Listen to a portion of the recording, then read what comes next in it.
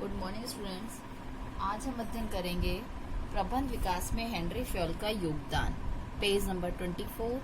संभवतः आधुनिक क्रियात्मक या प्रशासनिक प्रबंध सिद्धांतों के जनक के रूप में फ्रांसीसी प्रबंधक हेनरी फ्योल का नाम लेना अधिक उपयुक्त होगा। फ्योल ने फ्रांस की कंपनी कमेंट्री फोर्ट चैम्बुलेट में अपना संपूर्ण कार्यकारी जीवन व्यतीत किया और अपने इस लंबे अनुभव के आधार पर वह प्रबंध व उससे संबंधित विषयों पर कई पुस्तकें लिखी, जिनमें 1916 में फ्रांसीसी भाषा में प्रकाशित पुस्तक एडमिनिस्ट्रेशन इंडस्ट्रियल एड जनरल प्रमुख है। इसमें प्रबंधक के विभिन्न पहलुओं को स्पष्ट किया गया है। पुस्तक फ्रांसीसी भाषा में होने के कारण फ्योल के विचारों का व्यापक विस्तार नहीं हो पाया। पुस्तक का अंग्रेजी में अनुवाद 1929 में प्रकाशित हुआ, किंतु इसका वितरण यूरोपीय देशों तक ही सीमित रहा। उसके पश्चात पुस्तक का अंग्रेजी अनुवाद 1949 में अमेरिका में प्रकाशित हुआ और उसके बाद ही प्रबंधक के हेनरी फ्योल के जो योगदान थे, प्रबंध के योगदान यानी फ्योल के योगदान को स्वीकार किया गया। फ्योल ने प्रबंध की समस्या का अध्ययन उच्च स्तरीय प्रबंधक के दृष्टिकोण से किया। उन्होंने एक संगठन औद्योगिक क्रियाओं को 6 वर्गों में विभाजित किया। फर्स्ट क्या है? तकनीकी क्रिया। इसमें उत्पादन से संबंधित क्रियाएं हैं। तकनीकी क्रिया में उत्पादन से संबंधित क्रियाएं। वाणिज्यिक क्रिया, इसमें क्या है? क्रय विक्रय व विनिमय से संबंधित क्रियाएं। क्रय विक्रय यानी खरीदना और बेचना, तो इससे संबंधित क्रियाएं हैं। वित्तीय क्रियाएं, पूंजी की प्राप्ति व उसके अधिकतम उपयोग से संबंधित क्रियाएं। सुरक्षात्मक क्रियाएं, संपत्ति तथा माल की सुरक्षा से संबंधित क्रियाएं। फिर है लेखांकन क्रियाएं, स्टॉक मूल्यांकन, आर्थिक चिट्ठा तैयार करना, सांख्यिकी इत्यादि से संबंधित क्रियाएं। 6 है प्रबंधकीय क्रियाएं, नियोजन, संगठन, निर्देशन, समन्वय व नियंत्रण की क्रियाएं। फ्योल के अनुसार किसी संगठन के विभिन्न स्तरों पर क्रियाओं का निष्पादन अलग अलग होता है, जिससे सारणी में प्रदर्शित किया गया है। अब नीचे सारणी बनाई है। ये कर्मचारियों के वर्ग, जैसे तकनीकी में श्रमिक कितने हैं? 85।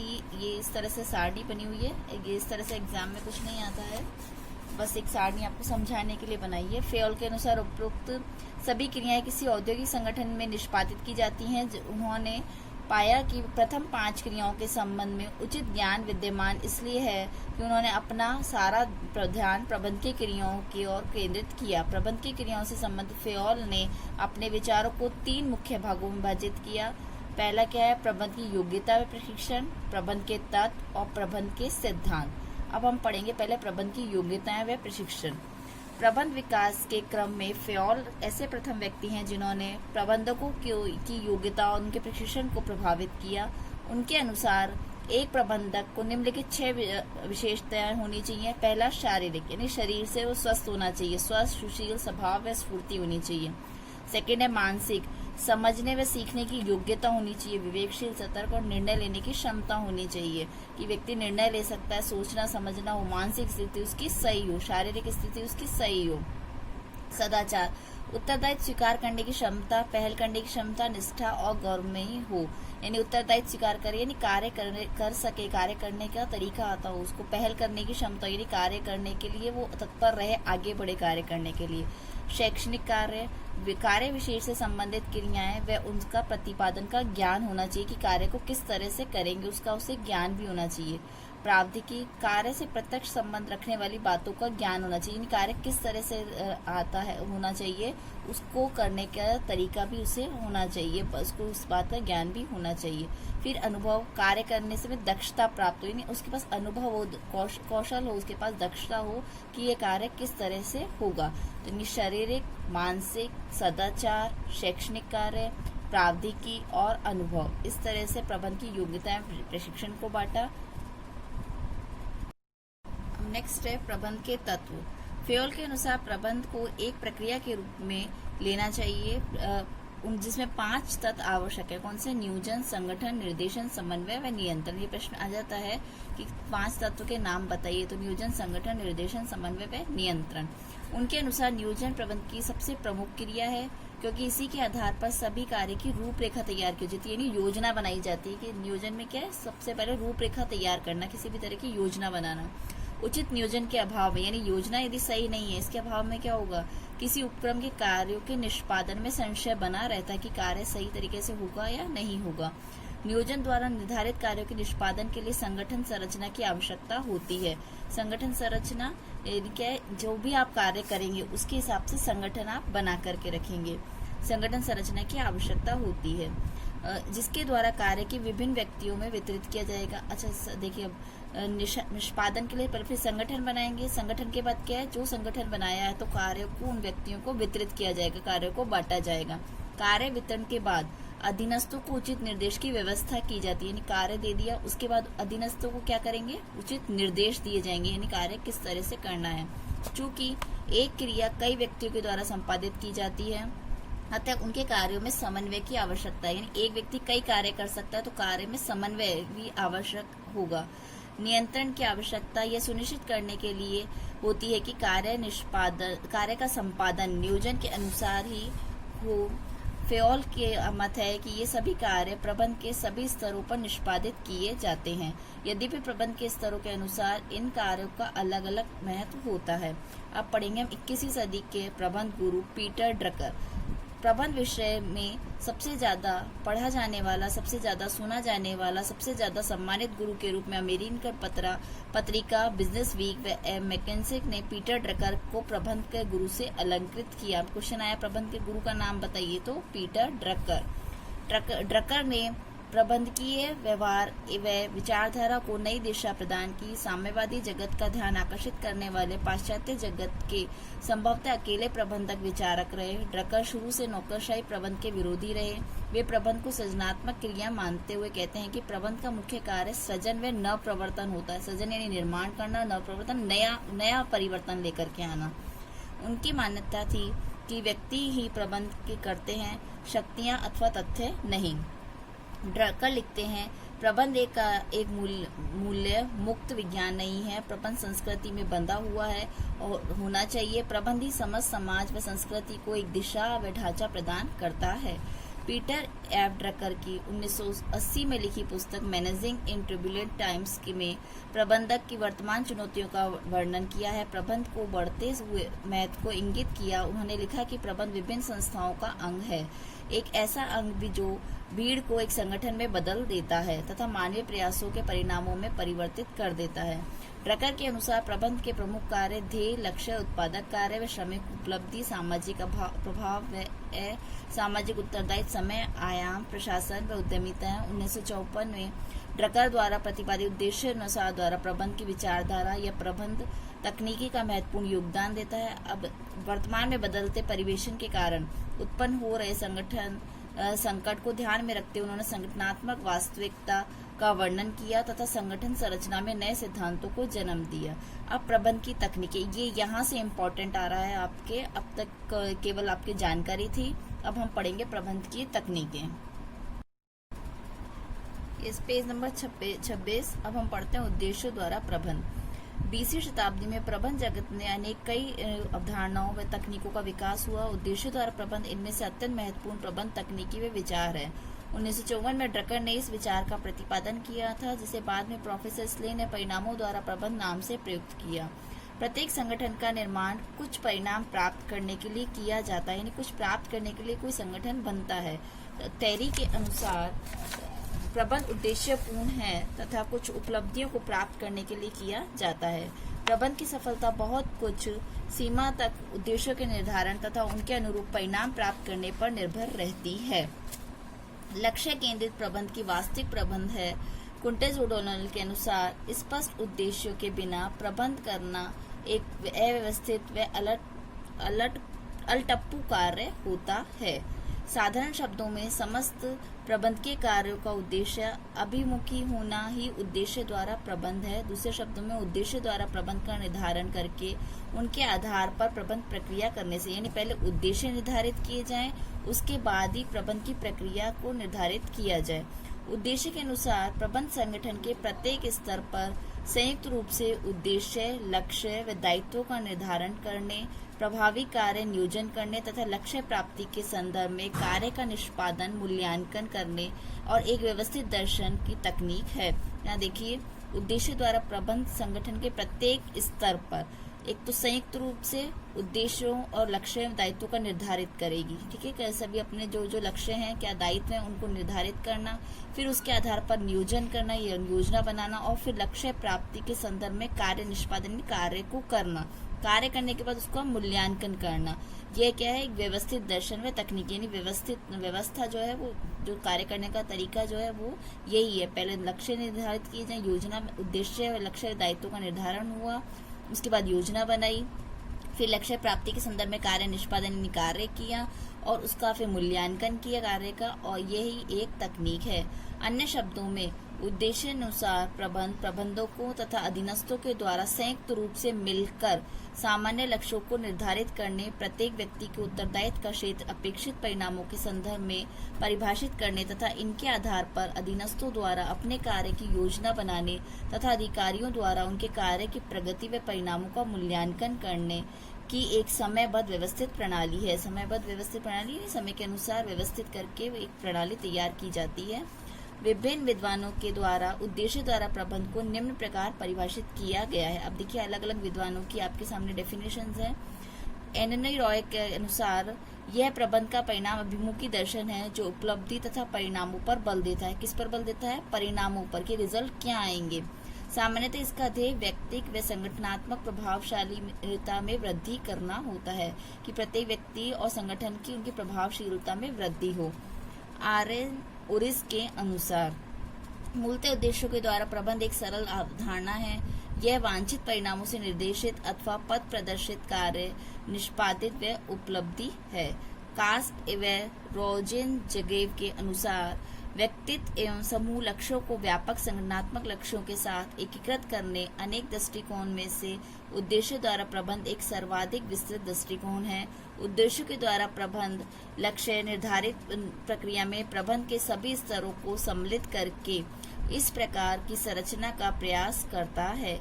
इन कार्यक्रमों में प्रत्येक प्रबंधक लक्ष्य स्थापित करने तथा प्राप्ति हेतु विशिष्ट कार्य योजनाएं तैयार करने में अपने अधीनस्थों के साथ कार्य करता है। देखिए, सभी में क्या है, लक्ष्य स्थापित किए जाए, उसके बाद फिर योजना बनाई जाए, और उसके बाद अपने अधीनस्थों के साथ कार्य किया जाए।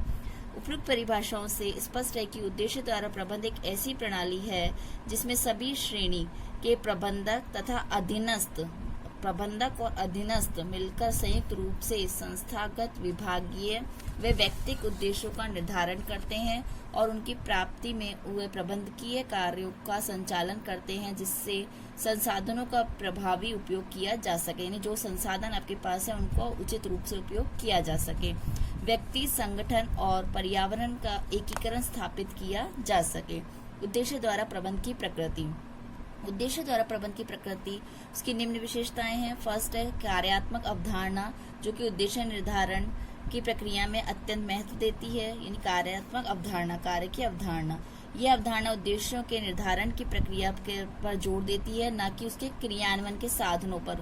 क्रियान्वयन के साधन पर जोर नहीं दे रही है, किस पर जोर दे रही है? निर्धारण की प्रक्रिया क्या है, कार्य करने की प्रक्रिया क्या है। यह परिणामों की विचारधारा है कि परिणाम क्या होंगे। यह विचारधारा सहभागिता के विचार पर आधारित है, जो कि मानती है कि लोग स्वयं के द्वारा निर्धारित उद्देश्यों के कार्य करने के लिए अधिक प्रतिबद्ध होते हैं। फिर उद्देश्य द्वारा प्रबंध के लाभ और गुण। यहाँ ध्यान दीजिएगा, उद्देश्य द्वारा प्रबंध, लाभ या गुण। ये प्रश्न आता है कि उद्देश्य द्वारा प्रबंध के लाभ या गुण बताइए, या उद्देश्य द्वारा प्रबंध में संस्था का लाभ बताइए। तो इस तरह से प्रश्न आपके बनते हैं। तो ये बड़ा निबंधात्मक प्रश्न जो आता है वो भी आ सकता है, और शॉर्ट प्रश्न में भी आ सकता है कि संस्थागत लाभ बताइए, उच्च प्रबंधकों को लाभ बताइए। तो आपको ये प्रश्न भी पूरा कंप्लीट तैयार करना है। तो उद्देश्य द्वारा प्रबंध के लाभ एवं गुण। पहले संस्था को क्या लाभ है? उद्देश्य अनुसार प्रबंध को अपनाने में संस्था को अग्रलिखित लाभ है। फर्स्ट है श्रेष्ठ प्रबंधन, प्रबंधन अच्छा।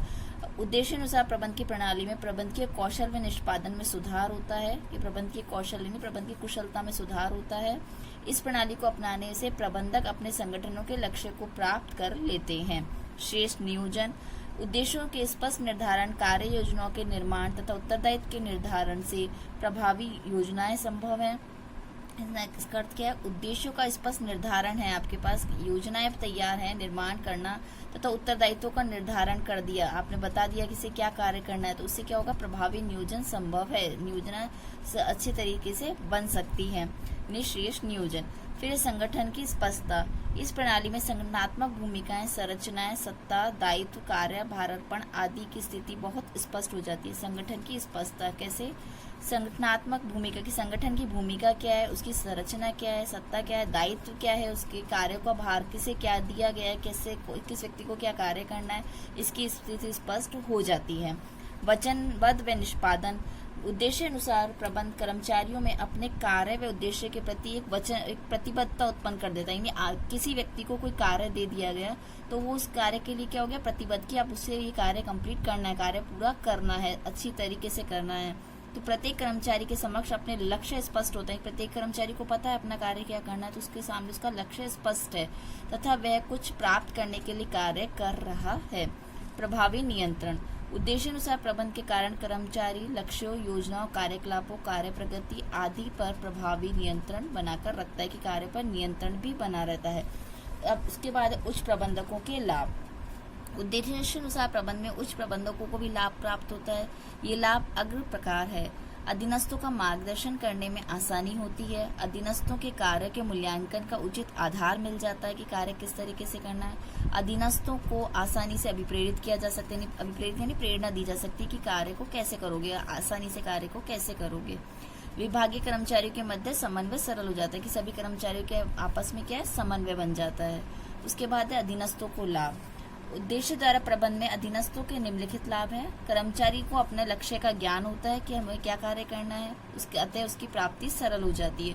कार्य संतुष्टि में वृद्धि होती है तथा निराशा समाप्त हो जाती है कि निराशा समाप्त हो गई, यानी उनको क्या है, कार्य करने के लिए वो प्रेरणादायी रहते हैं, प्रेरणा देते रहते हैं उनको, तो वो संतुष्ट रहते हैं कि हाँ हमारा कार्य बढ़ रहा है। अधिक अधीनस्थ जो है अधिक कार्य करने के लिए भी प्रेरित होते हैं कि वो कार्य ज़्यादा से ज़्यादा करें। वे अपने अधिकारियों की अपेक्षाओं को भली प्रकार समझ सकते हैं कि अधिकारी उनसे क्या अपेक्षा रखता है, कि अधिकारी क्या कराना चाहते हैं, इससे उनमें वो समझ आ जाती है। वरिष्ठ प्रबंधकों से निरंतर संपर्क बना रहता है और इसके कारण उनको भ्रांतियां उत्पन्न नहीं होती, किसी भी तरह की कोई दुविधा भ्रांति किसी भी तरह का उत्पन्न नहीं होती। व्यक्तिगत पहलपन व क्षमता में वृद्धि होती है कि सभी में क्या आता है, पहलपन यानी कार्य करने की क्षमता आती है, तो क्षमता में वृद्धि होती है। इसके बाद है उद्देश्य द्वारा प्रबंध की सीमाएं। सीमाएं देखिए क्या है। उद्देश्य निर्धारण में कठिनाई। उद्देश्य द्वारा प्रबंध का आधार तत्व उद्देश्य होते हैं, किंतु यथार्थपूर्ण व सत्यापनीय उद्देश्यों के निर्धारण से बहुत कठिनाई आती है। भावी अनिश्चितता, पूर्वानुमानों की कठिनाई, पूर्वानुमान यानी अनुमान नहीं लगा सकते। गतिशील वातावरण, सरकारी नीतियां, उद्देश्यों का अंतर्गठन आदि घटकों के कारण उद्देश्य निर्धारण में कार्य सरल नहीं है। उसके बाद है संतुलन की समस्या। अल्पकालीन व दीर्घकालीन उद्देश्यों में सामंजस्य व संतुलन स्थापित करना भी उद्देश्य अनुसार प्रबंध की एक महत्वपूर्ण समस्या है। यानी अल्पकालीन और दीर्घकालीन कम शॉर्ट पीरियड के और लॉन्ग पीरियड के जो उद्देश्य हैं उनमें संतुलन बनाना आसान काम नहीं है। बेलोचता की कठिनाई। कई बार नीतियां, प्राथमिकता व दशाओं में तेजी से परिवर्तन होने के बाद उनके अनुरूप उद्देश्यों में कोई परिवर्तन करना संभव नहीं हो पाता। फलतः कर्मचारी अवास्तविक उद्देश्यों का ही अनुसरण करते हैं। अन्य दोष, उच्च प्रबंधकों को सहभागिता व सहयोग का अभाव रहता है। कई बार प्रबंधक जो है सहयोग नहीं करते। अधीनस्थों पर अत्यधिक समय का दबाव बढ़ जाना, प्राथमिकताएं तय नहीं होना, अधीनस्थों को उचित रूप से प्रेरित न किया जाना कि सही तरीके से उनको नहीं बताना कि कार्य कैसे करना है। उचित पुरस्कार व मान्यता का अभाव, कि यदि कार्य सही किया तो उनको पुरस्कार ही नहीं दिया गया, तो इसका भी अभाव हो पाया जाता है। वरिष्ठ प्रबंधकों तथा अधीनस्थों में व्यक्तित्व संघर्ष पाया जाना, कि जो बड़े प्रबंधक हैं और जो अधीनस्थ हैं वो क्या करते हैं, कई बार संघर्ष की स्थिति रहती है। उनको प्रबंधक अपना उच्च पद का रखते हैं और अधीनस्थ क्या होता है, निम्न पद होता है। तो ये क्या आपस में इन उच्च पद और निम्न पद में भी कई बार संघर्ष पाया जाता है।